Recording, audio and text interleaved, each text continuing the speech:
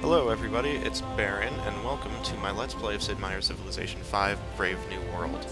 This episode's going to be introductory. We're going to be talking strategy and setup, so if you don't really care about any of that stuff, and if you know what Civ 5 already is, go ahead and skip to the next episode. I won't mind. There's not going to be any gameplay in this one. There will be in the next. If you don't know what Civ 5 is, or if you want to hear what settings I'm going to be using and what strategy I'm going to be going for, let's talk. So, Civ 5 is one of my favorite games ever. The expansion Brave New World just came out a couple weeks ago, and it is absolutely fantastic. It fixed a lot of the things that were broken with Vanilla Civ 5, or Gods and Kings, the first expansion. And it added a lot of cool new things that I really like, and I've put a lot of time into this game.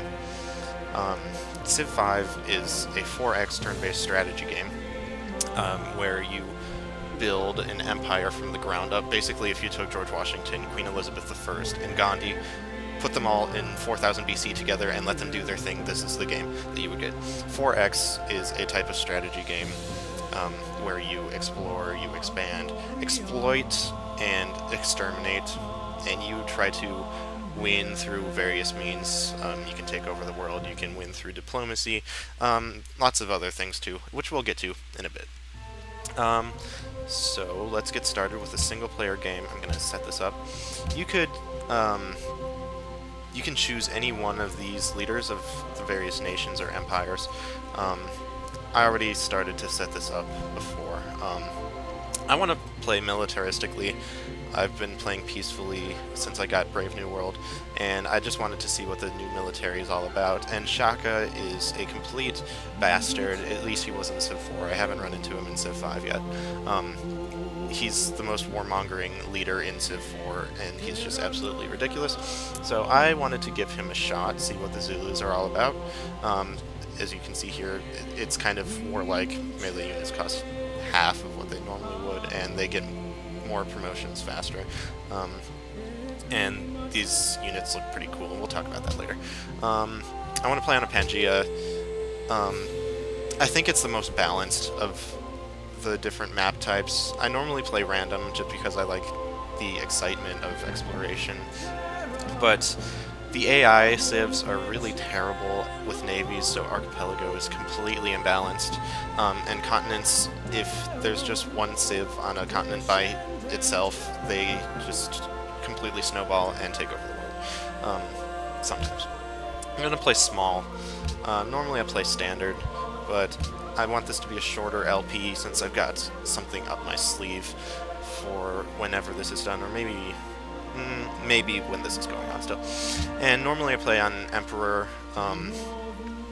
I can play on Immortal. I've never tried Deity.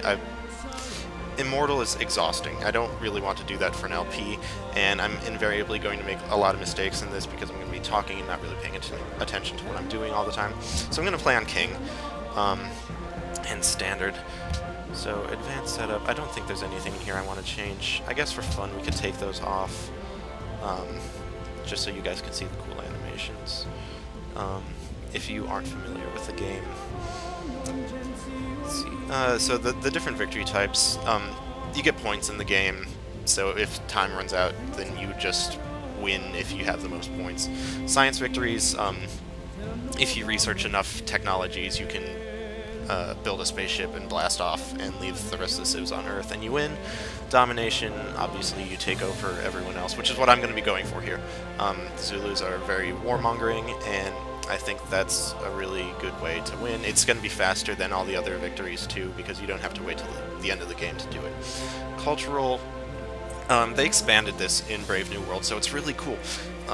There's a mechanic for culture, which you get through building like museums and stuff, like anything that you would consider cultural in real life. You could build here, and you can make great works of art, and you can get tourists from other civilizations, and if you have enough tourism that you completely overpower the other civ's culture, you win the game. And diplomacy, you can win by becoming the leader of the United Nations late in the game. They expanded this too, and I think the new World Congress mechanics are really cool, and I hope that we get to see some of that. We probably will. I'm probably not going to take over the world before the World Congress is founded. Um, but that's what we're going for. This all looks good to me, I think. Yes, yes. So, Civ 5, let's play. Shaka. I will see you in game.